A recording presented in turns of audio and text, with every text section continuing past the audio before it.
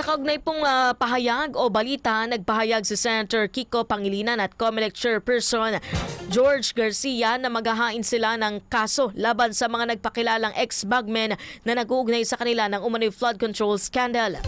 Ayon kay Garcia, hindi niya hahayaang manatiling walang sagot ang mga paratang na anya'y sumisira sa kanyang pangalan at integridad.